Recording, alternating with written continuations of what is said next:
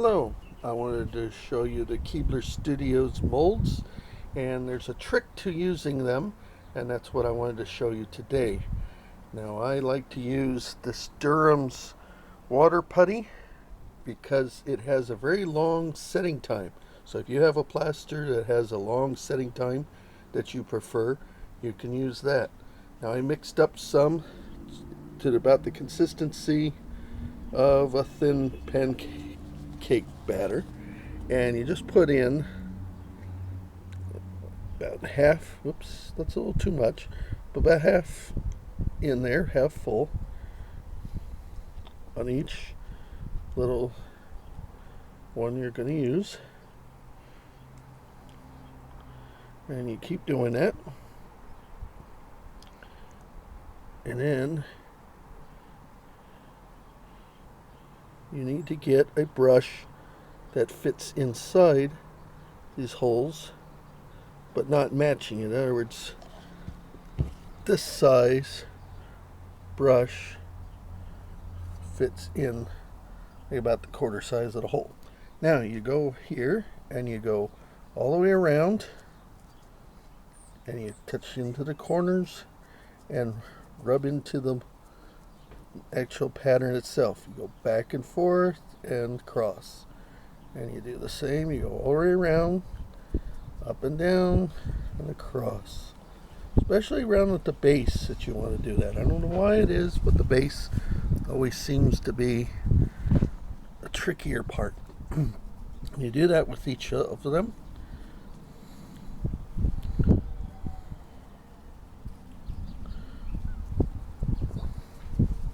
And it's going to take a while, so I'm going to put your camera down and I'll come back to you when I get more of it done.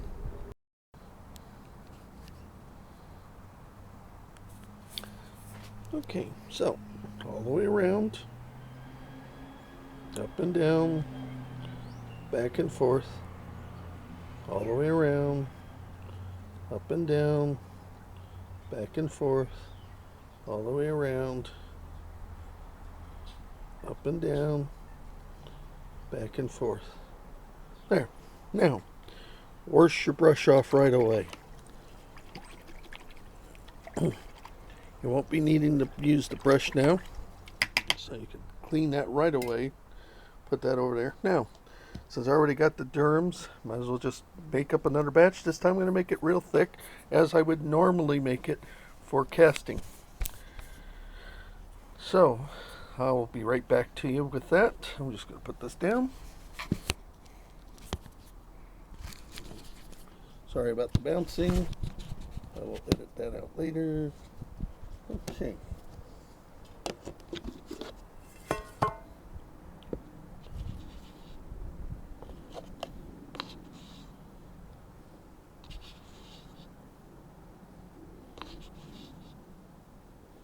And you want to make quite a bit of this.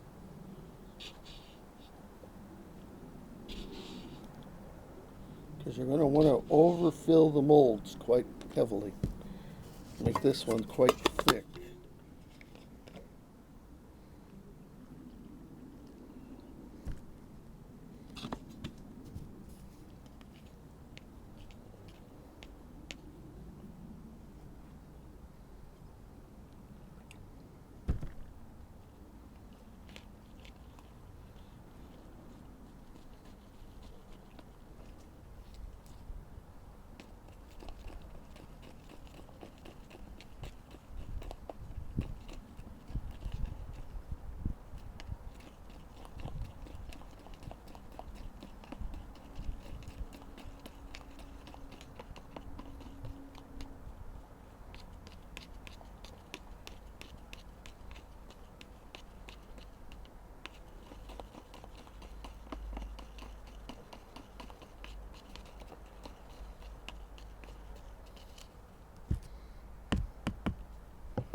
Okay.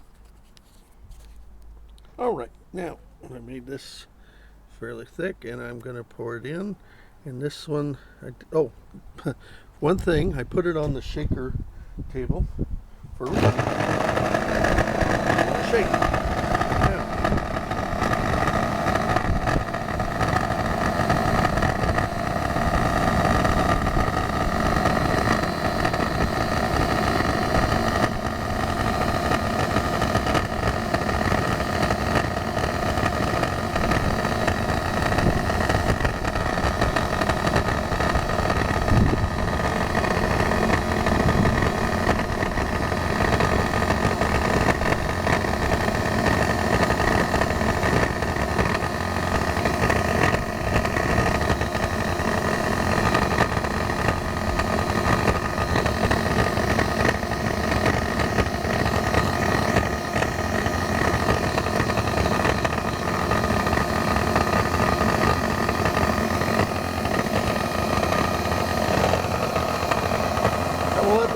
quite a little while. It's probably not shaky enough.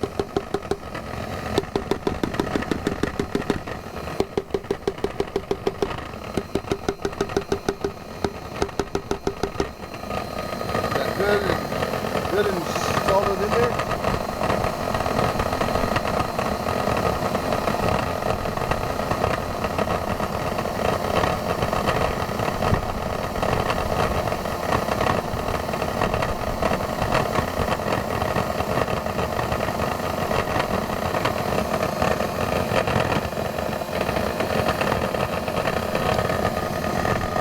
Now, even while it's shaking, I like to kind of run it on early with this Durham water putty because it's nice and thick.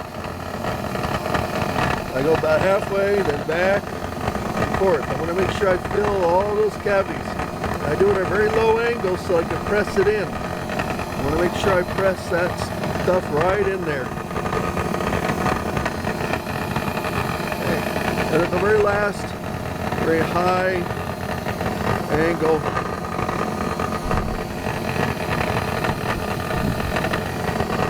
all that off. Okay, same thing here. Very low angle. Press down.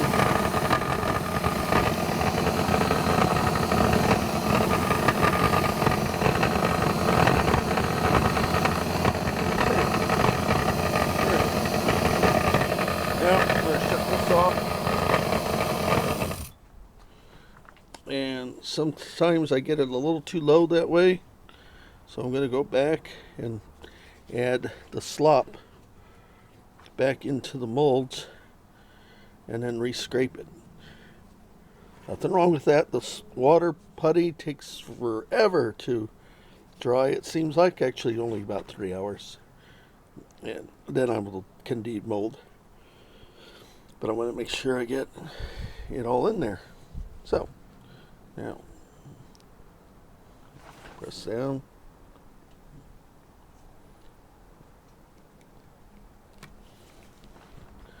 Higher angle.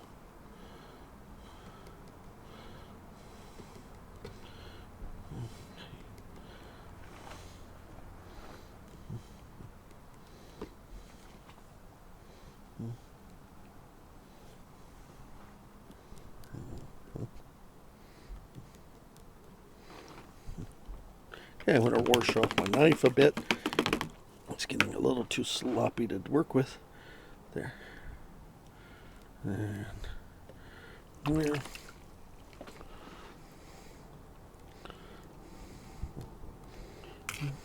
That's good enough. And then this other one, the lower one.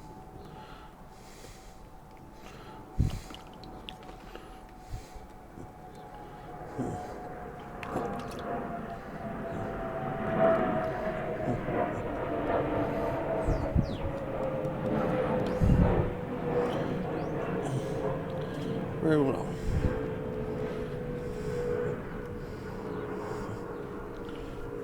There. Now I'll just let that sit for about 3 hours and come back and demold and see what we got. This is the first time I've cast the hieroglyphs mold, so it'll be interesting for both of us. Till then. Okay, it's been about 3 hours now, and time to try to unmold these things. Let's see if I can get this extra spilt plaster off of here.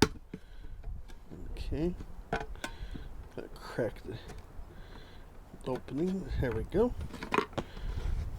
Okay, let's get this over here on the table a little more.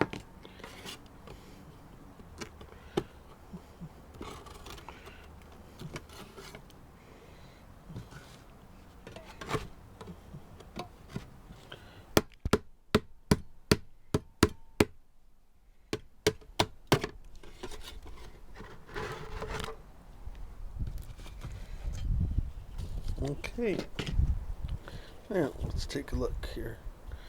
Take one of these out. See how they came out. Yep, that came out really good. Can't see with the sun in my eyes. Okay, so that's just one of them. Now this is one I've never even seen before, so let's take a look at it.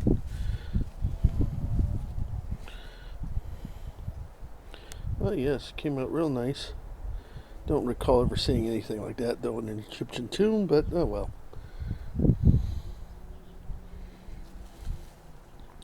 So, let's take a look here. Okay. Okay, I'm going to put the camera down for a moment.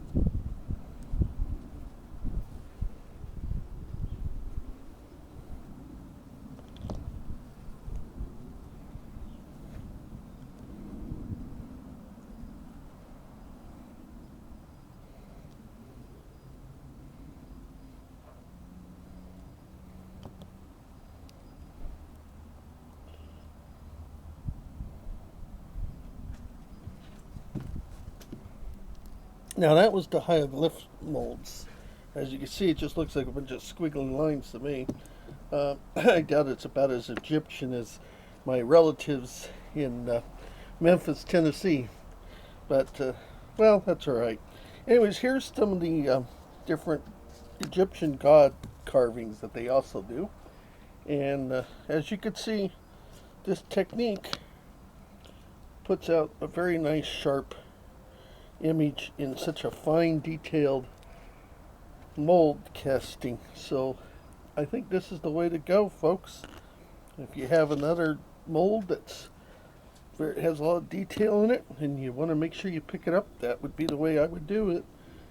And you can see there's a they also have other molds. They have some for Celtics and for Druids and Dwarves and all kinds of interesting characters and stuff. So I definitely would buy again from Keebler Studios.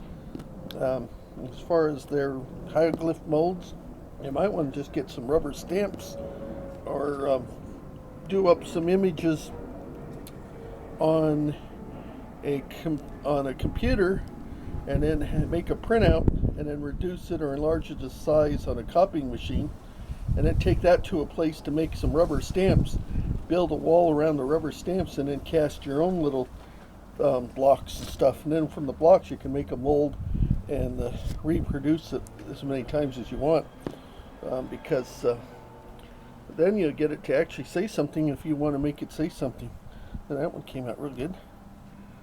So that's my recommendation is Keebler Studios, but this technique is my highly recommended to use on their molds.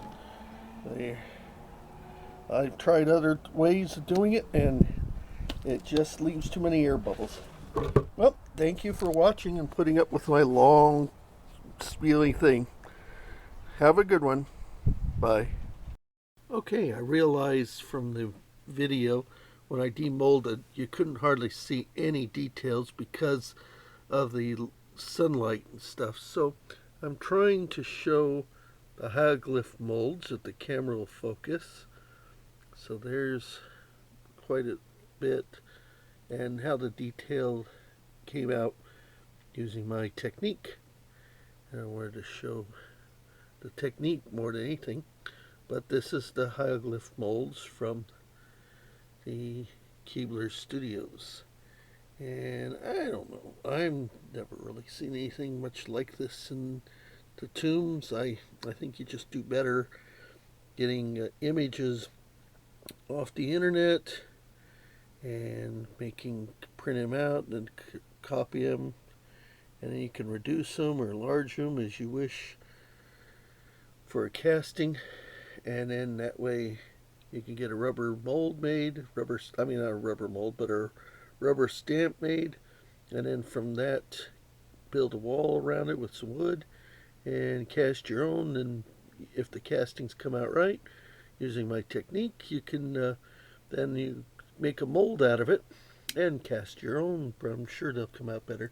Now these are the Egyptian gods from Keebler Studios. I like these much better, and I hope the details coming through, but you can see how sharp they came with the way that I did it. Sorry about earlier, how it was way too bright and I was way too quick.